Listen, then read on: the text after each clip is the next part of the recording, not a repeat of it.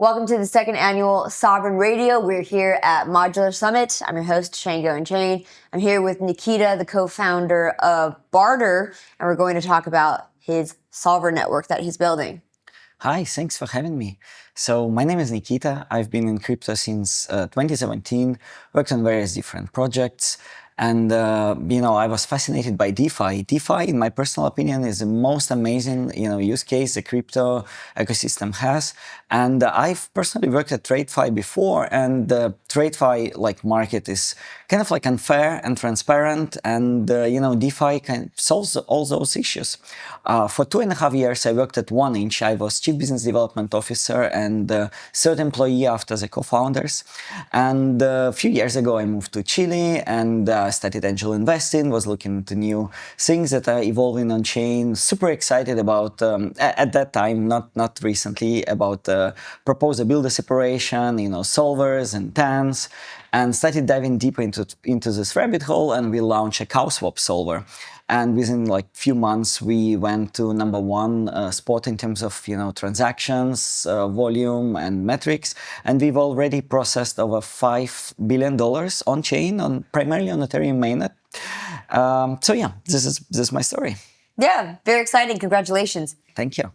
For people who don't have the context, can you explain what a cow swap solver is? We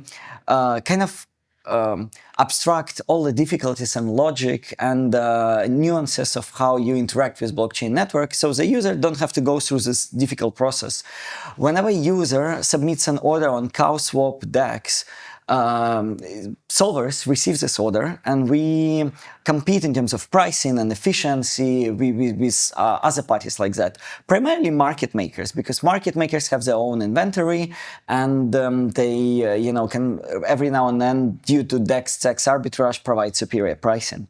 So yeah, solvers fight for the order. We can explain it that way, and whoever nets the best result and can give the user most money for his assets wins. So this is what we do. Being a solver is like a mix between market maker, aggregator, and MEV searcher, because we have to carefully evaluate, state of on-chain, and a lot of our transactions have a little bit of arbitrage in them. So yeah. Very nice. So Barter then is another layer on top of CowSwap for this network of solvers, is that right? That is correct. We are an invisible hand of the market, as we like to call ourselves. So we are this, parties that analyzes an order, processes them, and then gets some kind of fees and also token rewards. We also live on Uniswap X and Bebop. We have been recently expanding into different blockchains and systems. Bebop is a new one, and also Uniswap X. Absolutely. So CowSwap is an order flow auction system, and there are different ways how you can do auctions. CowSwap is famous for the batching of orders. So what that means is that if CowSwap system waits for a couple of orders that can be executed simultaneously, and some of them can experience a coincidence of once, meaning that if I want to sell 2 ETH and you want to buy 2 ETH, we don't need to route to AMMs, so market makers. We can just, connect those two orders and save money on gas and, fees that go to AMMs. So yeah, CowSwap has this coincidence of once feature, and other systems have different things. Some are into Dutch auctions, some have the other special parameters or features that, others don't have. But Uniswap was launched 1 year ago, and it's amazing. It kind of helped the whole ecosystem thrive, because we see a lot more projects emerging with a similar concept that run on solvers, and not just on Ethereum mainnet, but also on Arbitrum, Optimism, and other L2s. Bebop was incubated by Wintermute initially as an aggregator, but because order flow auction systems are kind of a newer, more efficient and decentralized way, they've evolved into a solver network. And yeah, we are live there. We are processing quite a lot of volume. Actually, I can probably brag a little bit. I believe we are, Bebop is connected to LiDAR UI, and on staked ETH, we are processing almost 100% of the order flow, at least in the past few months. Yeah. Wow, that's amazing. How did you manage to achieve that? So again, every solver right now acts as a black box, and like no one knows exactly what kind of algorithms and systems that we use to analyze the state of Ethereum, to predict gas prices, and facilitate transactions. When do we decide when to tap in our own inventory, or when to route on chain? But in the future, we plan to evolve into a network. And we sincerely believe that every decision we make in terms of like routing and user settlement should be transparent, because otherwise there might be conflicts of interest. Imagine if we have like special relationship with some kind of market maker, and that market maker would provide maybe like slightly worse price than available on chain, but I don't know, due to some efficiency tricks, we might be still providing the best price, and the user would actually be worse off because we route it to market maker who pays us for the order flow. So yeah, we are evolving into the system. We cannot discuss like many things that we have right now that makes us special, but it's all about predicting volatility on the market, also analyzing liquidity in real time. We have great partners. We use Alchemy and the Quick Node and some of our own nodes, and together those three different systems provide us very good update on the state of chains. Okay, understood. And so would this also be able to be applied to Flashbots? Well, we love Flashbots team. They are amazing. Their researchers are some of the best in space.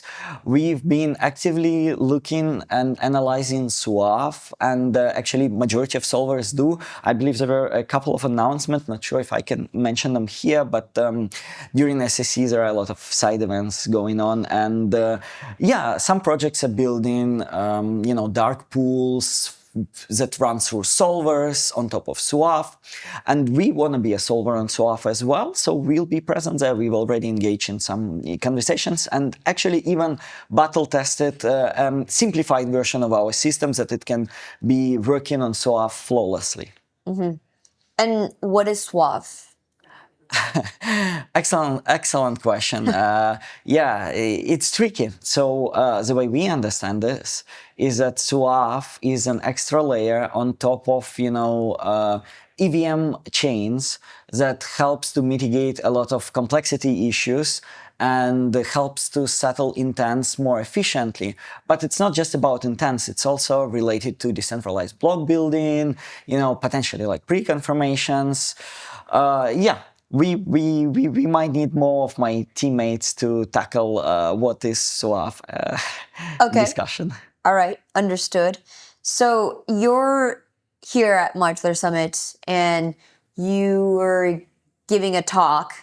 Right. So can you cover some of that and Absolutely. give people a highlight reel of that if they weren't able to make it in person? Right. So that they could follow up with listening to the talk after seeing this highlight reel? Definitely. So one of the issues that we've experienced early on, so our solver is an algorithmic solver, meaning that we try to rely primarily on transparent and on-chain liquidity sources where potentially anyone can route to, the DEXs, staking protocols, liquidations from lending protocols, etc. And one of the biggest issues we have is that market makers, they are very good in terms of pricing assets and pricing risks, and there is no need to compete with them. Like Wintermute, SCP, and many others, they are involved in SexDex arbitrage, and every now and then they can provide superior prices, and we don't want to engage in this war race. Moreover, that would generally lead to liquidity fragmentation, because everyone would tap into their own private pools that is not accessible to anyone else. Mm-hmm. But the key problem is that blocks on Ethereum take a lot of time, 12 seconds. And even on, rollups, L2s, they're still pretty slow. But Celestia DAs is helping to make this whole process faster. Nodes would be able to collaborate and respond within faster times, and the blocks will be more efficient. And for us, that would mean that market makers and parties with their own inventory will have less time to decide whether they want to, provide their liquidity or be part of a certain trade. And that would technically should lead to improving efficiency for on-chain solving systems and on-chain liquidity.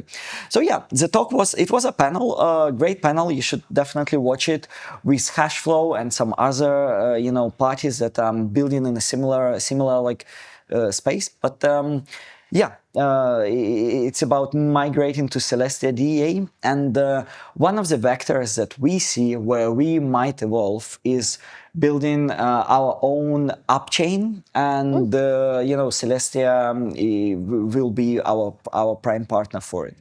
You mentioned that one of the vectors for more efficient routing would be a faster blockchain like Celestia, right, for DA. What about the economic layer, like the DEX layer?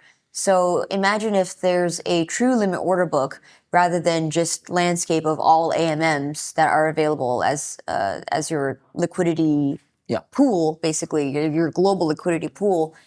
Would that make things more efficient for your network?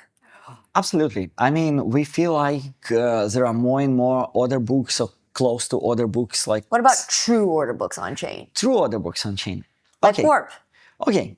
So true order books are great. They have some advantages. I think more than AMMs, consider ambient finance, Uniswap version 4, Valantis Labs. They are quite efficient, have a lot of features. Those are hybrids, right? Well, so are order books on top of an AMM. Well, yeah, they have some features of order books, but what I was trying to say is that they are extremely efficient. They do excellent job, and I'm like, the improvement of like real order book would not be that significant, and historically it's very hard to gain initial traction, because when you establish liquidity and dApps, and you have like order flow coming from multiple sources, life is good. Like a simple comparison would be aggregators against AMMs. So aggregators were always providing a better price than any single AMM, whether it's Uniswap, Balancer, or anyone else. But because Uniswap has a huge brand, a lot of liquidity, and trust from users, Uniswap always had majority of order flow going through them. So what I mean is that these new order books will have a hard time, fighting for this order flow for users and for liquidity, and it will take a lot of time before they can mature. I'd rather see some like Uniswap having an order book product, and sophisticated parties like market makers from Wall Street would be, using it on an like L2. Okay, interesting. Yeah. Plus, can I also add that there are RFQ systems, and RFQ is like an interesting mix between AMM and order books. For those who don't know, RFQs are requests for quote, and it also acts as an off-chain, mechanism where market makers can provide like price levels, and whenever a party like our solver wants to interact with it, we can, just commit to a quote and execute it. So RFQs are also really good. And, one example of this would be Hashflow. I think there are a lot of market makers that are active across like different specs that are present there, and they provide very competitive pricing too. Mm-hmm. Interesting. Okay, that's fair. Perfect. Thank you so much for having me. And amazing conference.